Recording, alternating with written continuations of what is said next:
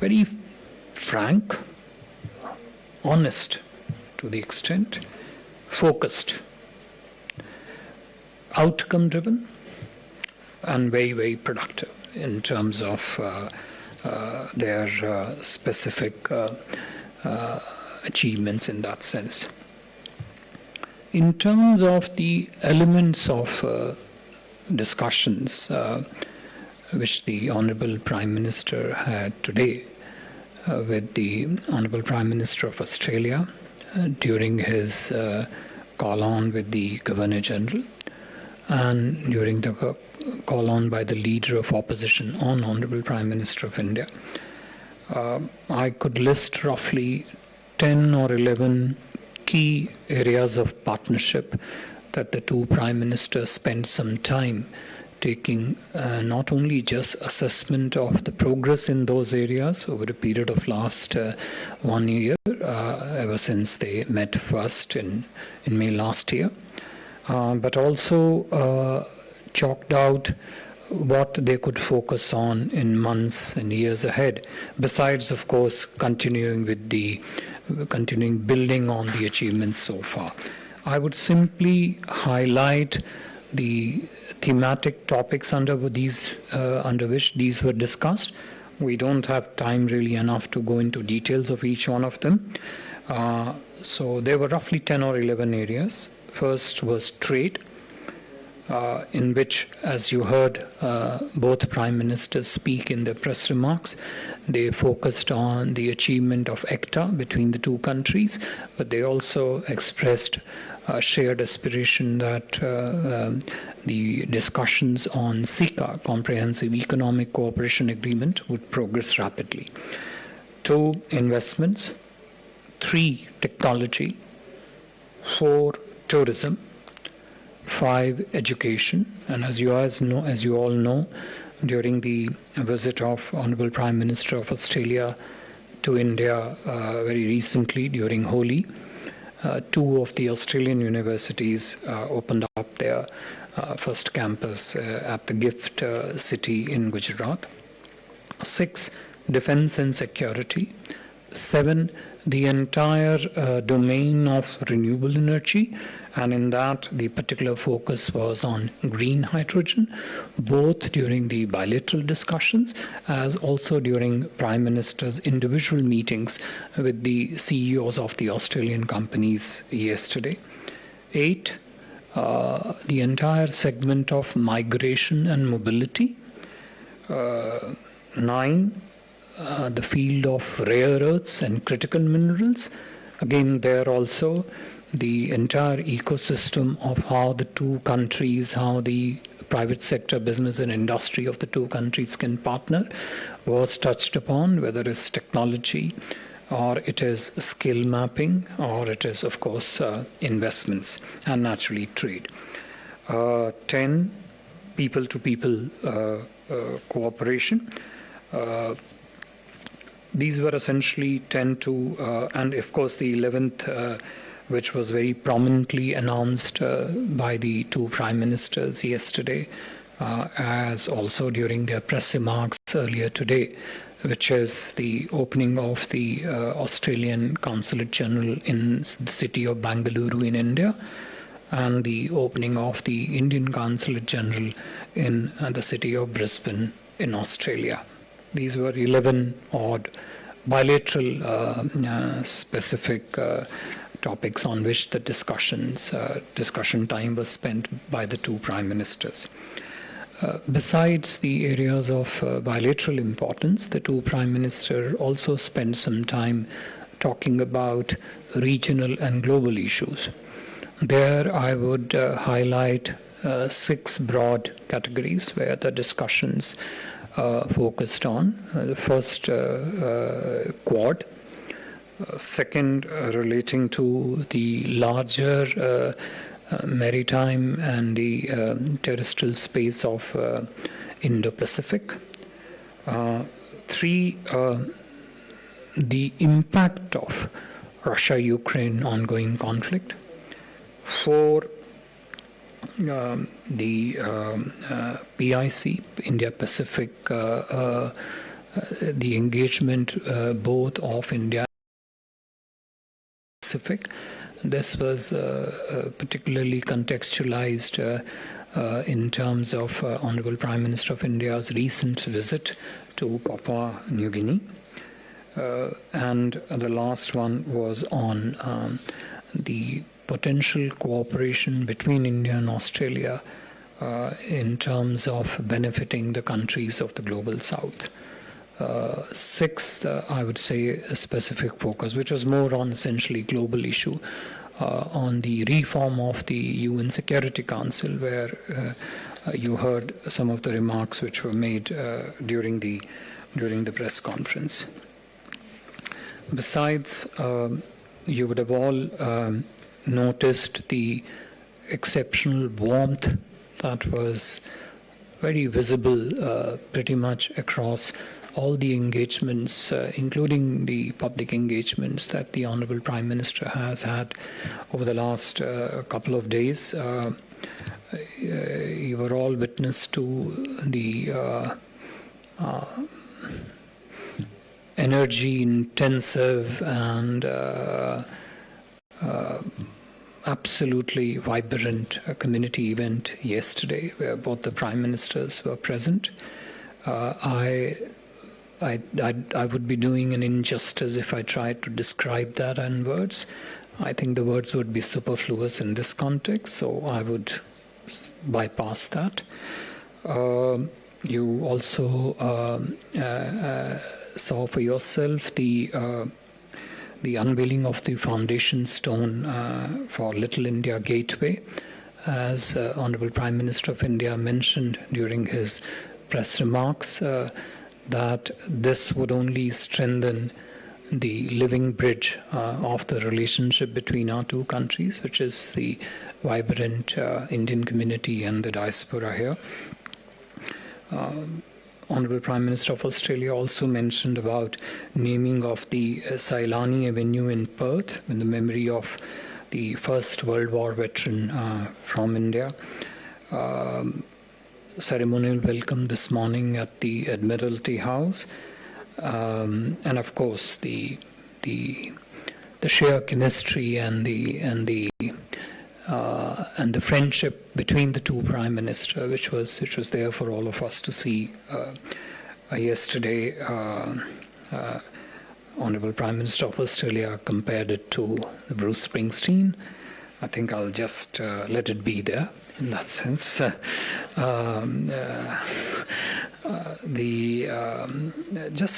Just briefly to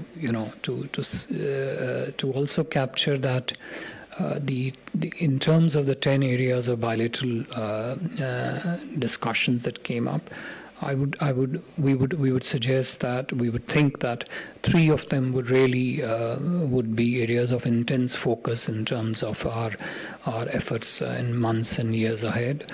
One, of course, the green hydrogen, which is in the very nature of that particular domain is forward-leaning.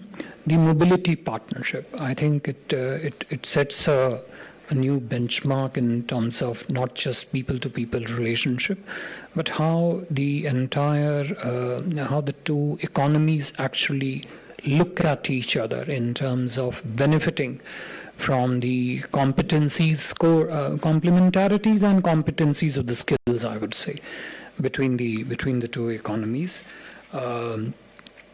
And third, of course, this entire space of defense and security and technology, which is a forever new evolving dimension of the relationship. In the specific field of technology, I would say, and this figured very prominently in discussions, I would simply underline this as only just one of the segments, which is the cooperation in the space of fintech. And again, this is one of those unique areas where everybody in the two countries, everybody in the two societies is a net beneficiaries. It is one of those things where one of fintech of India and one of complementaries in the Australian economy, 1 + 1 makes 3, not just 2. That's the very nature of the fundamental catalyst nature of cooperation in the space of financial technologies. I think I would probably end here, and if I've left out any of the things, we'll try and address them through the questions. Thank you. Thank you very much, sir. Before we open the floor for questions, the ground rules, please introduce yourself and the organization that you represent. Why don't I start with you? Sir, Ayushi from ANI. So during the bilateral meeting between both the Prime Ministers, where our Prime Minister raised the issue of concern regarding the attacks of Hindu temples in Australia, did the Australian side also told us about any arrests being made so far in terms of those responsible for such actions? Another hand, yeah, Siddhant. Siddhant from WION, sir. The Prime Minister said that he got assurances from Prime Minister Albanese. What is the Australian government gave specifically on the attacks on the Hindu temples? And my second question is, how much China was part of the conversation, because both countries in some way have been dealing with a very aggressive China? Manish. Manish Chand, the India Rights Network. Sir, you said Global South was part of the conversation under the rubric of multilateral regional issues. In what ways India and Australia are going to work to advance welfare and interest of the Global South, number one. Number two, sir, very briefly, you spoke about defense cooperation, defense and security. Are we looking at, have we reached a stage where we are looking at joint manufacturing or transfer of technology? What is the way ahead for defense relations? Thank you. Sorry, no. Yeah. Hi, I'm Kirsty Needham from Reuters. I had two questions. You mentioned reform of the UN Security Council. What ideas were discussed between Australia and India on this matter? Also, you referred to the Pacific Island countries. On the same day that the Prime Minister Modi visited Papua New Guinea, the United States signed a defence cooperation agreement. What's India's views on this? I think we'll take these round of questions, sir, and we'll... Thank you. First, to ANI's question with regard to attack on the temples and the other such activities that are disruptive to the relationship. As you heard Honorable Prime Minister say in his press remarks that the attack on the temples and the activities of the other separatist elements, these were discussed between the two Prime Ministers earlier also, during Prime Minister Albanese's visit to India, and today also. From the discussions last time till this time, the progress is clearly reflected in the fact that Honorable Prime Minister of India thanked Minister of Australia for the action that the government of Australia has taken, not just in making correct appreciation of the nature of such activities, but also against the elements which perpetrated such attacks. Besides, you would have clearly noticed when the Honourable Prime Minister of India said, and which was clearly appreciated by the Australian side, that India-Australia ties are very strong, very deep, very extensive, and we would not allow these friendly ties to be disrupted by such elements. Prime Minister also thanked the Honourable Prime Minister of Australia for his assurance, and this is where I come to that specific part which Siddhant asked, which is that assurance that Australia would continue to take strong actions against such elements that want to disrupt the strong and deep ties and India-Australia partnership. Naturally, this is one of those areas where the relevant departments of the two countries will remain in touch with each other so that they can closely coordinate whenever the information on such a thing arises and needs to be exchanged with the other side so that timely action can be taken on that. With regard to China, Siddhant, your specific point, as I mentioned to you that during the discussions between the two prime ministers, so there were also areas of regional significance and regional developments in the region which came up for discussion. Quad, where they spoke about free, open, stable, and prosperous Indo-Pacific, and discussions in the Quad realm and the Indo-Pacific realm as to how India and Australia can work together to shape a positive agenda in Quad and Indo-Pacific was discussed. Naturally, the challenges to the peace and stability and prosperity in the region were also discussed, and how India and Australia, being strategic partners, can work together not just to accentuate and amplify and harness the opportunities, but also take active steps to mitigate the challenges that arise in the region. Manish, in some ways the question relating to Global South and how India and Australia are also working in the Indo-Pacific and the recent visit of Honorable Prime Minister of India to Papua New Guinea for the FEPIC summit essentially is a triangulation and an intersection set of this, and clearly you would have noticed that during Indian Prime Minister's visit to Papua New Guinea for the FEPIC, the agenda, and I spent some time explaining that in great detail on day before yesterday evening when we held this presser, stretched a range of developmental cooperation activities which India proposes to do with countries of the Pacific, whether they are in the field of capacity building, health security, renewable, maritime domain. Again, maritime domain more in terms of the economic partnership in addressing the challenges in the maritime domain that the countries of the Pacific Island space. Naturally, this is an area where Australia has a strong presence, has traditionally had strong presence, and naturally our cooperation with Australia can be synergetic in a manner that is beneficial to the countries of the Pacific, which are of course countries of the Global South also.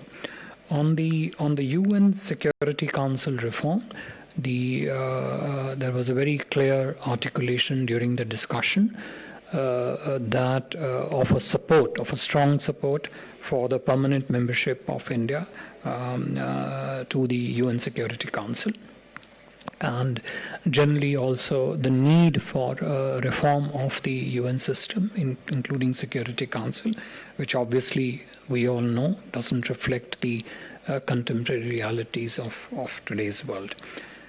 I've already spoken about the Pacific Island cooperation, which you had asked, and I mentioned clearly that our agenda during the FIPIC summit, the third FIPIC summit, and even the preceding two summits and building on to them, also chalking out some new areas, out-and-out development cooperation template,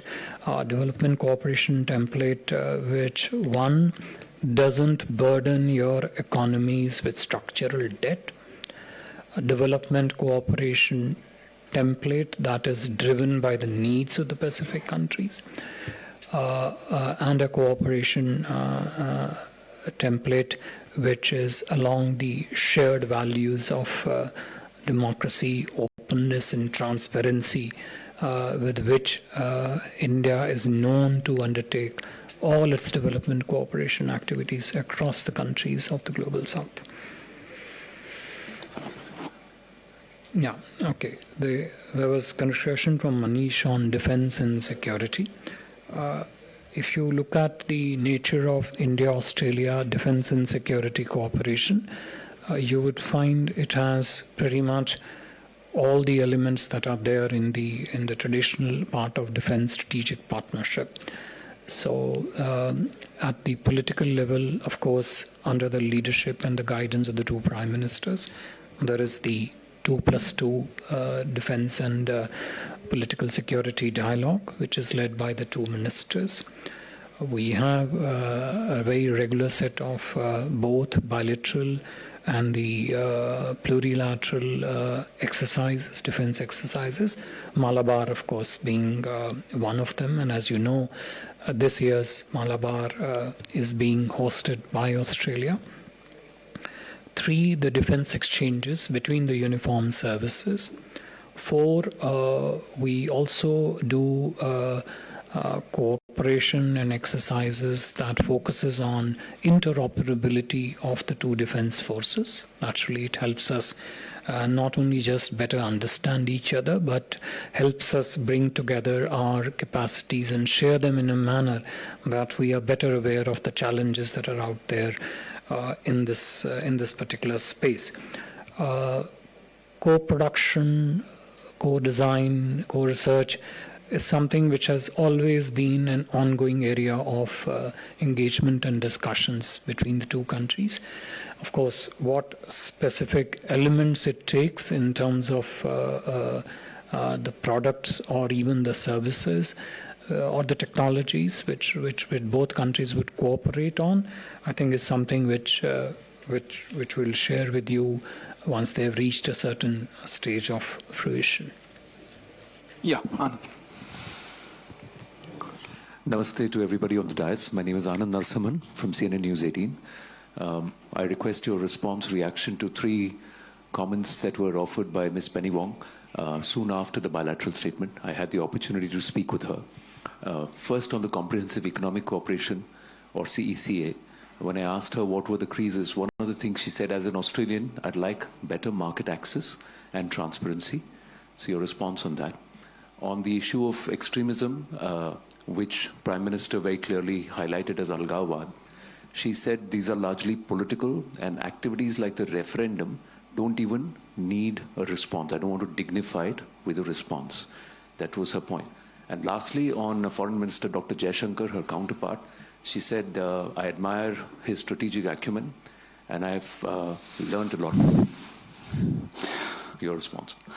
If you don't mind, I don't think the objective of this press briefing is to respond to your interview that you did. Is there a specific query you had on a couple of them? I'll pass them on to aspects of comprehensive economic cooperation. Next. Yeah, that's right. Please. Hello, sir. Stephen Jedgetts from ABC News. If I could, I'd like to press you a little bit further on the issue of Khalistan activities in Australia. You mentioned in your earlier answer that there was an assurance from our Prime Minister that Australia would continue to take strong action. Can you elaborate any further, sir, on what this strong action is precisely? Shouldn't you be asking the Australian side? But anyway, I have, sir. I've asked them repeatedly, but your characterization of how the Prime Minister interpreted that. Yeah. Sir, I'm Meghna Dev from DD News. Sir, the two leaders have met, and has there been any deadline set during the meeting for SECA negotiations to conclude September or by the end of this year? Second question also, India-Australia Green Hydrogen Task Force. Who will be the part of the task force from the respective countries? Will private players be also roped in on that as well? The task force. Okay. Just the terms of reference are finalized. Okay, quickly then. Okay, I just will ask a couple of questions. We have to close. I'm Jay Bharadwaj from the Australia Today. As today focus was on mobility and migration, it is an important issue for both countries. However, some Australian universities have they are holding admissions to certain state students of India. So is there a way this... Is there a statement in that regard, or is just a general feeling? It's not a general feeling. We have done a detailed story on that. There are 5 universities. 3 states have been withheld. Admissions are not being granted to state of Gujarat, Punjab and Haryana.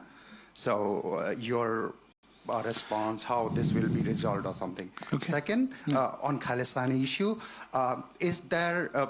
I asked last time also, is there understanding within Australian authorities or government the implication on Australia, security implication on Australia and its people, as what happened in Canada? Again, best ask them, but I think Foreign Secretary will give you some answer. Yeah, last question there, please. Thank you, sir. Andrew Tillett from the Australian Financial Review.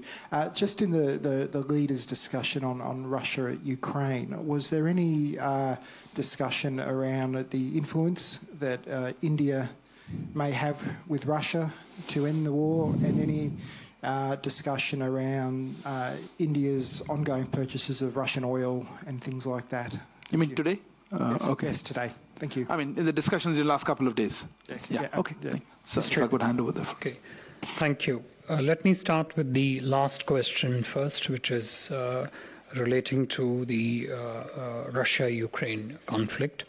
As I mentioned in my opening remarks also, the focus of discussion with regard to Russia-Ukraine conflict was on the impact of that conflict on various economic dimensions, and in particularly their impact on the developing countries.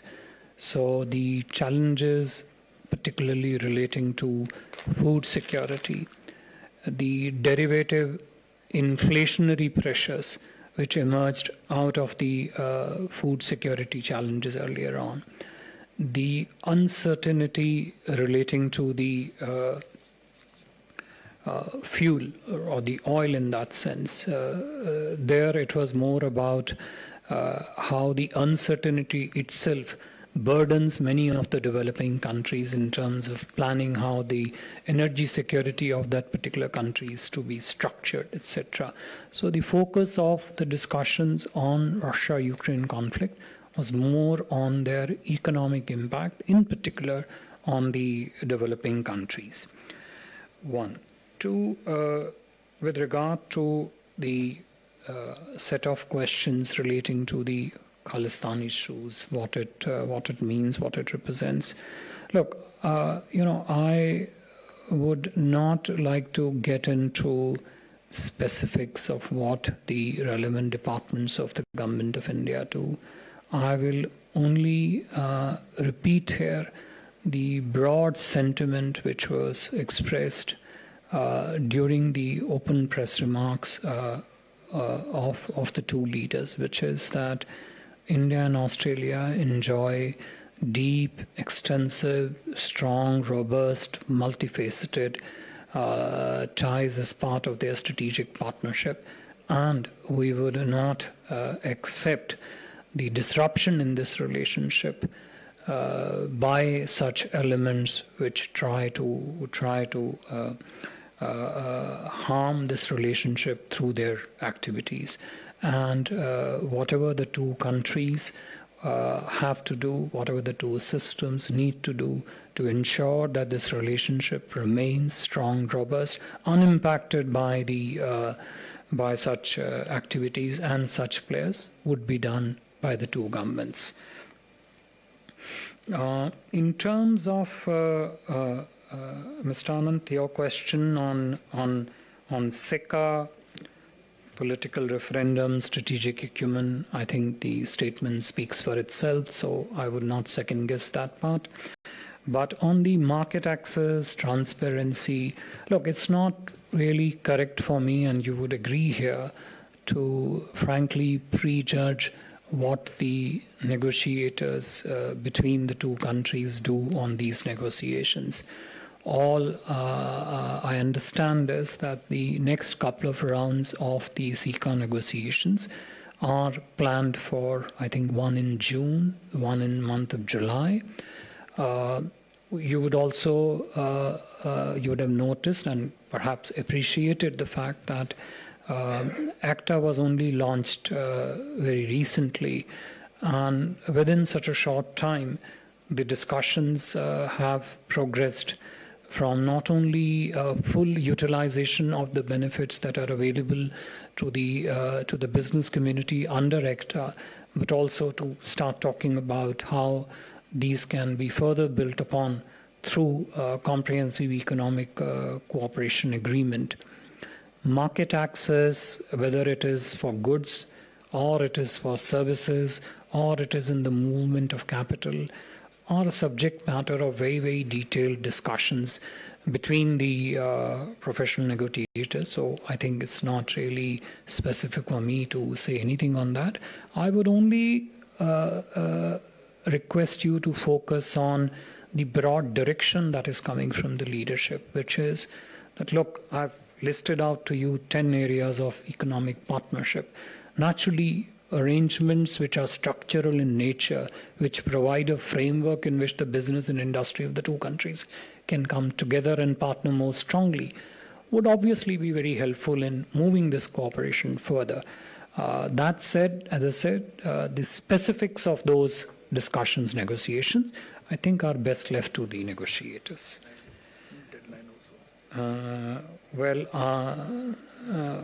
Those who asked about deadline, I would only refer you to the fact that next 2 rounds are planned for June and July.